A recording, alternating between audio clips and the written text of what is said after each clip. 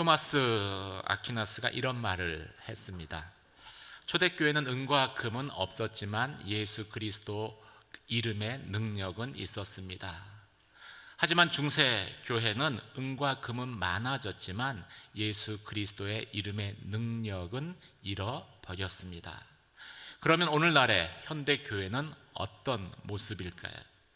건물도 있습니다. 돈도 있습니다. 그리고 실력 있고 힘을 가진 성도들도 있습니다. 그래서 세상에선 점점점 큰 조직이 되어져 갑니다. 하지만 그와 반비례해서 성령의 능력은 점점 소멸되어져 가는 것이 안타깝지만 우리가 바라보는 현실은 아니겠는지요.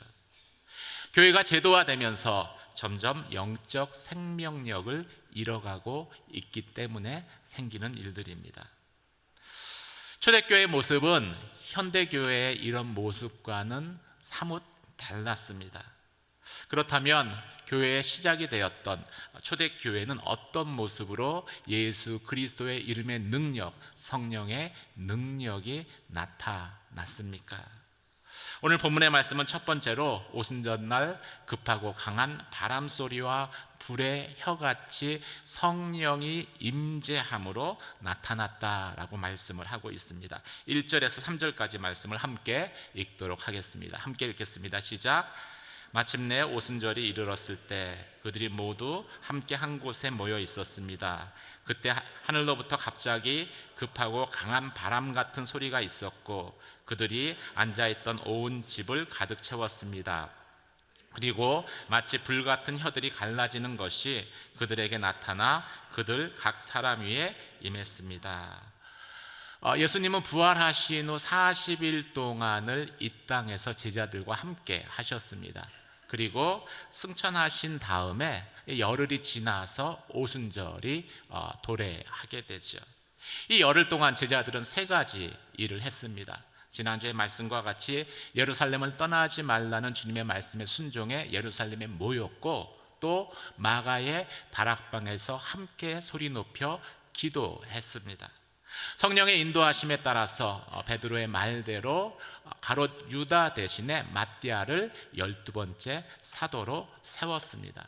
그러면서 오순절을 준비하고 있었죠. 그리고 바로 그 약속하신 오순절 날에 약속하신 성령이 제자들에게 임하게 됩니다. 이와 같이 하나님의 때는 항상 하나님의 일은 항상 때가 있습니다. 하나님의 말씀에 순종해 기도해야 할 때가 있고 또 하나님이 그 기도에 응답하실 때가 있습니다. 하나님은 그때가 이르기까지는 우리로 하여금 기다리게 하십니다. 인내하게 하십니다. 그래서 믿음의 99%는 기다리는 것이지요. 하지만 분명한 것은 영원히 기다리게 하시지는 않는다라는 것입니다. 왜 그렇습니까? 하나님의 말씀은 반드시 성취될 것이기 때문이지요.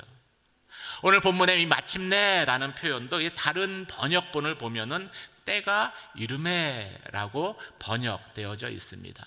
때가 이르매. 이제 하나님의 역사, 하나님의 일이 시작될 때가 되었다라는 것이죠. 그리고 그 시작은 오순절 날에 성령이 임하는 것으로 시작되었습니다. 원래 오순절이라는 것은 유대인들이 이 첫 열매, 땅의 첫 열매를 하나님께 드리며 지켰던 절기입니다. 이 땅의 첫 열매를 드린다라는 것은 이 첫 열매뿐만이 아니라 땅을 열매 맺게 한 그 땅 자체가 하나님의 소유됨을 고백하는 것입니다. 즉 나의 모든 것이 하나님의 소유됨을 고백하는 것이 이 오순절의 의미이죠. 오순절은 시기적으로 6월절로부터 시작해서 50일째 되는 날, 그 날이 바로 오순절이 됩니다. 그런데 바로 그 날에 성령께서 바람처럼 불처럼 제자들에게 임하신 것입니다.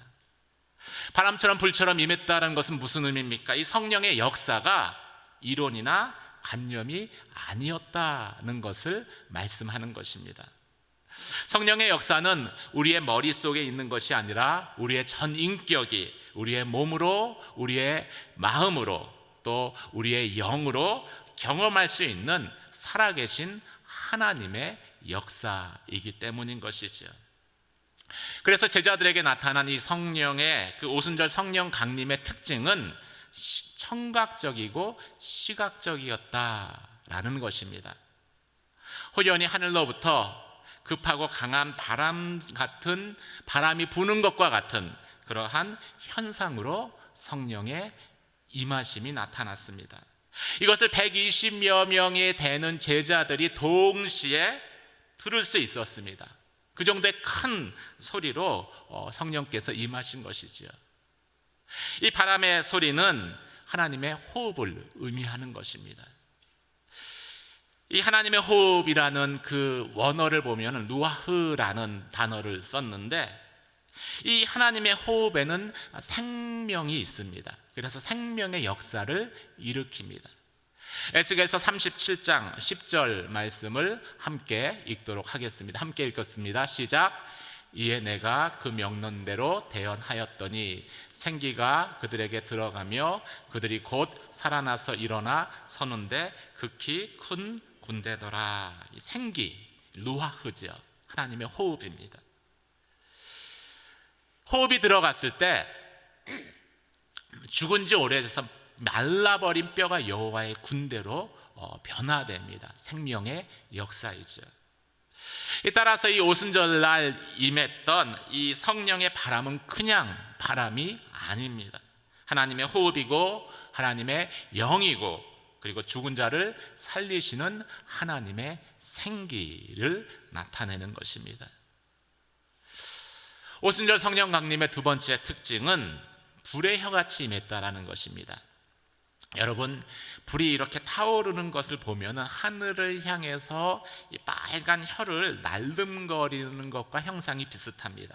근데 이 같은 강력한 불의 모습으로 그 제자들에게 성령이 임했고, 그것을 제자들이 다 두 눈으로 목격하게 되죠. 한 덩어리의 불이 아니었습니다. 성경을 보면 각 사람의 머리 위에 그 불에 혀가 임했다라고 말씀하고 있습니다. 그럼 이 불은 어떤 불일까요? 출애굽기 3장에서 모세가 보았던 불타는 떨기나무의 그 불과도 같을 것입니다. 모세는 하나님의 산 호렙에서 가시떨기 나무에 불이 붙은 것을 보고 하나님 앞에 나아갔습니다. 그리고 하나님의 음성을 듣습니다. 내가 선 곳은 거룩한 곳이니 내 발에서 신을 벗으라는 음성입니다. 따라서 이 불은 성령의 불입니다. 우리를 거룩해 하시는 불입니다. 이 불과 같이, 꺼지지 않는 불과 같이 성령 하나님은 우리에게서 꺼지지 않습니다. 우리를 떠나지 않습니다. 우리와 영원히 함께 하시며 우리를 거룩하게 변화시키시는 분이십니다. 사랑하는 성도 여러분, 그런 성령의 임재가 저와 여러분 가운데에도 있길 주의 이름으로 축원합니다. 이 구약시대의 이 성령의 임재는요, 소수의 기름 부음을 받은 사역자들에게만 나타났던 제한적인 현상이었습니다.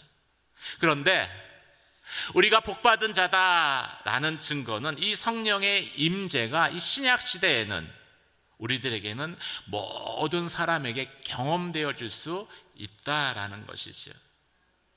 저와 여러분에게도 오늘 사도행전 2장에 기록된 것처럼 성령의 임재하심은 바람 같은 소리로, 그리고 불과 같이 저와 여러분 가운데에도 임하실 것입니다. 이것은 약속이에요. 약속입니다. 그런데 우리의 문제는 무엇입니까? 성령의 임재를 구하지 않는다라는 거예요. 또 인정하지 않으려 한다라는 것이죠. 우리의 신앙의 문제는 성령 하나님을 부인하는 것이 아닙니다. 그것이 아니라 성령을 제한하는 데 있습니다. 이러한 성령의 역사는 초대교회에만 국한된 일시적인 현상이다라고 우리는 생각을 합니다. 하나님을 안 믿는 것이 아닙니다. 성령 하나님을 믿습니다. 하지만 하나님의 역사를 제한하다 보니까 성령께서 초대교회에 역사하셨던 것처럼 우리의 삶에 역사하시지 못하는 것이, 그래서 구원은 받았지만 능력 없이 살아가는 것이 우리 신앙의 현 주소가 되어버린 것이지요. 사랑하는 성도 여러분, 성령님을 제한하지 않으시기를 주님의 이름으로 축원합니다. 하나님의 역사를 제한하지 마십시오. 대신에 성령의 임재를 소리를 높여서 구하는 저와 여러분 되시길 주님의 이름으로 축원합니다. 한번 따라서 이렇게 기도하시면 좋겠습니다. 화면을 보시고 성령님 오시옵소서. 그래서 내 영혼에도 영적 지진이 일어나게 하시옵소서. 내 귀가 열려 하나님의 음성을 듣게 하시고 내 눈이 열려 하나님의 불을 보게 하시옵소서. 성령의 능력을 제한하는 내 생각의 견고한 진들을 무너뜨려 주시옵소서.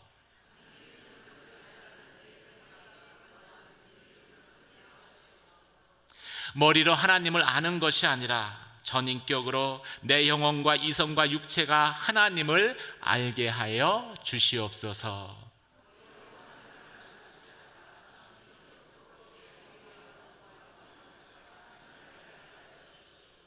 예수님 이름으로 기도드립니다.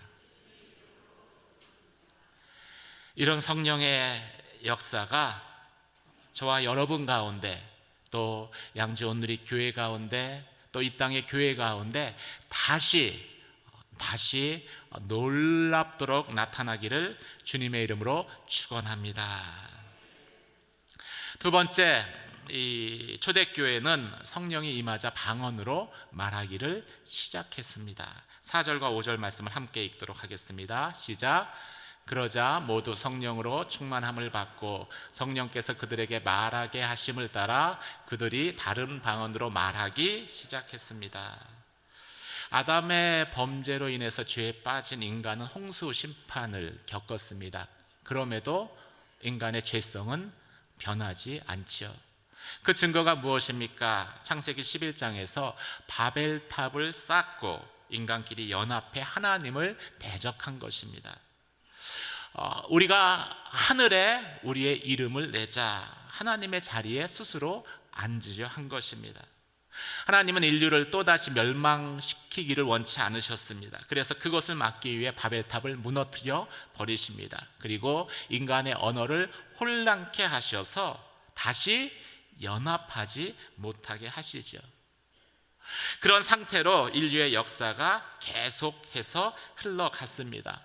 흩어진 채로 단절된 채 살아가는 그 인류에게 그런데 하나님이 다시 찾아오십니다. 예수 그리스도의 모습으로 찾아오시죠. 영원한 심판 가운데 있는, 심판받을 수밖에 없는 인간들에게 예수님이 오셔서 십자가에 죽으시고 그리고 하나님의 구원을 이루어 주십니다. 그리고 나서 우리에게 성령을 보내주신 것입니다. 이것은 요엘서에 예언된 말씀이 성취된 것이죠.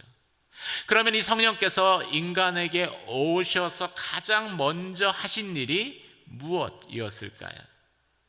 오늘 본문의 말씀은 성령으로 충만함을 입어 각기 다른 방언으로, 다른 나라의 방언으로 말하기를 시작했다라고 말씀하고 있습니다. 이 사도행전 2장에 언급된 이 방언은요, 오늘날의 방언, 우리가 방언 기도할 때 그 오늘날의 방언과는 약간 다른 형태의 방언입니다. 구체적인 언어를 가진 외국어였습니다.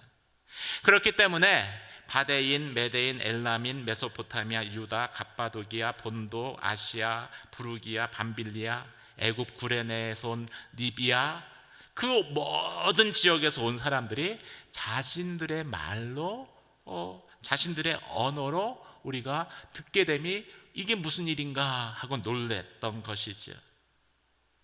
이 언급된 이 각 지역에서 온 그 사람들은 사실은 이 지중해를 중심으로 볼 때는 온 세상을 의미하는 국가들이었습니다. 즉 온 세상에서 온 사람들이 그들의 언어로 제자들이 하는 말을 듣게 된 것입니다.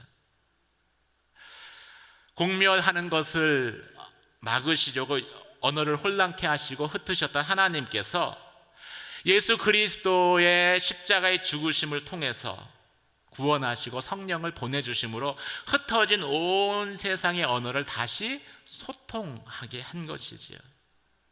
이것은 기적입니다. 놀라운 기적이죠. 말하는 사람 입장에서의 기적인 것은 자신이 알지 못하는 언어로 말했기 때문에 기적입니다. 제가 대학 때 이 방언의 차이를 이해 못해서 내가 하는 방언이 중국의 어떤 그 지역의 방언인 것 같다라고 교양 과목으로 중국어 신청을 했다가 학점이 바닥을 긴 적이 있습니다. 반대로 듣는 자의 편에서 보면은 자신들의 태어난 곳의 언어로 메시지를 이해할 수 있기 때문에 이것도 기적입니다. 하나님 왜 이런 기적을 보여주셨을까요? 왜 이런 기적을 행하셨을까요? 그것은 선포입니다. 창세기에 나타난 인간의 범죄로 인한, 특별히 바벨탑의 범죄로 인한 모든 죄가, 이 죄의 형벌이, 죄의 심판이 이제는 종결되었다는 그러한 믿음의 선포이죠. 인간의 교만과 불신앙의 상징이었던 이 바벨탑 사건으로 인한 심판으로부터 완전히 회복되었다라는 놀라운 믿음의 선언인 것입니다. 이 언어가 혼잡게 되었다라는 것은요, 이 소통이 안 된다는 것을 의미합니다. 소통이 안 된다는 건 교제가 단절된 거예요. 그리고 이게 교제가 단절되면은요, 벽이 생겨나기 시작합니다. 그래서 민족과 민족 간의 벽이 생겨나고, 집단과 집단 간의 벽이 생겨나고, 개인과 개인 간의 벽이 생겨나서 갈등이 생기고 다툼이 일어나고 전쟁이 일어나는 것이지요. 그런데 그 모든 것을 다시 소통할 수 있는 그런 길을 여신 것입니다. 그럼 성령께서 왜 이렇게 하셨을까요? 제자들이 성령의 충만함을 입고 각기 다른 방언으로 말하는 그 메시지의 핵심은 무엇이겠습니까? 11절을 보면은 이렇게 말합니다. 우리가 다 우리의 방언으로 하나님의 큰 일을 듣는다. 이 들은 사람들이 그렇게 고백을 합니다. 제자들이 각기 다른 방언으로 이야기한 메시지의 그 포인트는요, 핵심은 하나님의 행하신 큰 일이었습니다. 우리 가운데 오셔서 우리의 죄를 용서하시고 우리를 변화시키신 하나님, 구원하신 하나님, 새 일을 행하신 하나님. 다른 말로 이야기하면 이것은 하나님의 복음의 메시지인 것이죠. 예수 그리스도로 말미암는 구원에 관한 큰 소식을 전한 것입니다. 성령께서 우리의 막힌 담을 허물게 하신 것은 사사로운 개인의 내용을 이야기하라는 것이 아니었습니다. 하나님의 큰 일을 증거하라는 것이었습니다. 그리고 그 증거하는데 벽이 되어졌었던 언어의 장벽을 하나님께서 뚫어버리신 것입니다. 소통케 하신 것입니다. 무엇 때문에 그렇게 하셨겠습니까? 하나님의 이 일들이 온 세계에서 온 사람들 가운데 그들의 언어로 전파되고 들려지게 하기 위해서인 것이지요. 사랑하는 성도 여러분, 우리의 입으로 하는 모든 대화의 주제가, 목적이 하나님의 큰 일을 나타내는 것이 되시기를 주님의 이름으로 축원합니다. 오순절에 탄생한 교회는 이 하나님의 크신 일을 증거하는 공동체였습니다. 하나님의 위대한 역사를 위해서 한 마음으로 기도하는 공동체였고, 또 행하신 큰 일을 증거하는 공동체였습니다. 사랑하는 성도 여러분, 우리의 언어가 성령의 다스림을 받기를 주의 이름으로 축원합니다. 우리의 입술에 성령의 충만함이 임함으로 인하여서 우리의 대화의 주제가 바뀌고 우리가 대화하는 목적이 변화되기를 주의 이름으로 축원합니다. 언어가 바뀌지 않으면요, 마음은 바뀔 수가 없습니다. 우리의 마음이 바뀐 가장 큰 증거가 우리의 언어가 바뀌는 데 있기 때문이죠. 그리고 우리의 언어가 바뀌면은요, 공동체도 변화됩니다. 하나님의 비전이 모든 성도들의 공통의 비전이 되고, 그렇게 되면 우리 각자 있는 그 차이, 나와 다른 것으로 인한 갈등들은 더 이상 문제가 되지 않습니다. 그런 양재 온누리 교회가 되기를 주님의 이름으로 축원합니다. 세 번째, 성령의 강림 사건에 대해서 사람들은 다양하게 반응했다는 것을 성경은 말씀하고 있습니다. 6절부터 시작해서 13절까지 말씀을 함께 읽도록 하겠습니다. 함께 읽겠습니다. 시작. 그런데 이런 소리가 나자 많은 사람들이 모였는데 각자 자기들의 언어로 제자들이 말하는 것을 듣고 모두 어안이 벙벙했습니다. 그래서 그들은 놀라 이상하게 여기며 말했습니다. 보십시오, 지금 말하고 있는 이 사람들은 모두 갈릴리 사람들이 아닙니까? 그런데 우리가 각자 태어난 곳의 말로 듣고 있으니 어찌 된 일입니까? 우리는 바데 사람들과 메데 사람들과 엘림 사람들이며 메소포타미아, 유대, 갑바디기아, 본도, 아시아, 부르기아, 밤빌리아, 이집트, 그리고 구레네에 가까운 리비아 지역들에 사는 사람들이며 로마로부터 온 나그네 된 유대 사람들과 유대교로 개종한 사람들이며 크레테 사람들과 아라비아 사람들인데, 우리는 지금 저들이 말하고 있는 하나님의 큰 일들을 우리 각자의 말로 듣고 있습니다. 그러자 모든 사람들이 놀라 당황해 이것이 도대체 어찌된 일입니까? 하고 서로에게 말했습니다. 그러나 그들이 새술에 취했다라고 조롱하고 말하기도 했습니다. 오늘 본문은 오순절 성령 강림의 사건을 본 사람들의 반응을 세 가지로 표현을 하고 있습니다. 먼저 그들은 각자 자기 나라 말로 하나님의 행하시는 큰 일에 대해서 들었습니다. 그러자 나타난 첫 번째 반응은 큰 소동이 일어났다는 것이죠.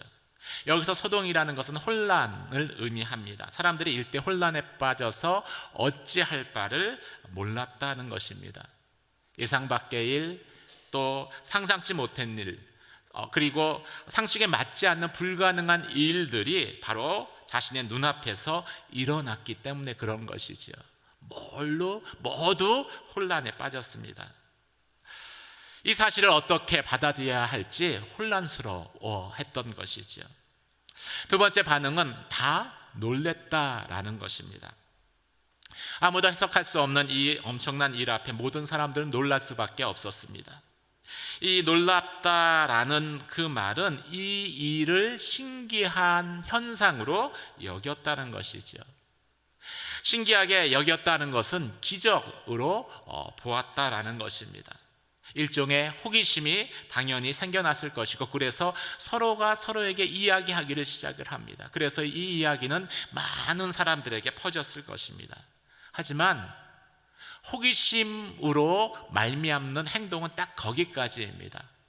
옆 사람에게 전하기는 했지만 그 자신은 구체적인 행동, 결신으로 이어지지는 않습니다. 두 번째 반응이죠. 세 번째 반응은 조롱한 것입니다. 그들은 이 사건을 무시할 수 없었습니다. 부인할 수도 없었습니다. 하지만 받아들이기는 싫었습니다. 믿기는 싫은 것이죠. 그래서 그들은 어떻게 합니까? 의심하기 시작을 합니다. 왜 저렇게 대낮인데 떠들까? 혹시 술 취한 것 아닐까? 사람들은 부인할 수 없지만 믿고 싶지 않으면, 인정하고 싶지 않으면 의심하면서 빈정하고 조롱되기 시작합니다. 예수를 믿지만 성령 받는 것이 싫으면 하지만 부정하기도 어려우면은 냉소적으로 반응하는 것과 똑같은 것이죠. 마치 중요하지 않듯이 이야기하는 거예요. 성령 세례 받았는데 사랑이 없으면 그게 무슨 소용이 있느냐, 무슨 유익이 있느냐라고 반문하는 것과 똑같은 것입니다. 이런 사람들은 하나님의 사건을 땅의 사건으로 바꿔치려고 합니다. 거룩한 것을 세속적인 것으로 바꿔치게 하려고 합니다. 사단이 항상 이런 일들을 획책하죠. 그래서 하나님의 거룩한 일들을 천박하고 무가치한 것으로 평가절하를 시켜버립니다.